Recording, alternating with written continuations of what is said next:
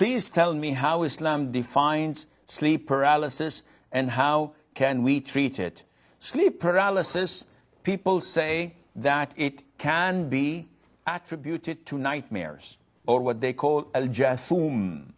And al-jathum is something that makes it hard for you to breathe, and it collapses your chest, and you feel paralyzed. You can't speak, you can't shout, you can't move. And most likely this is a nightmare.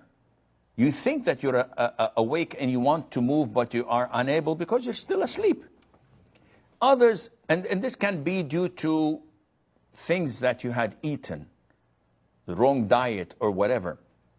And some say that this can be attributed to jinn possession.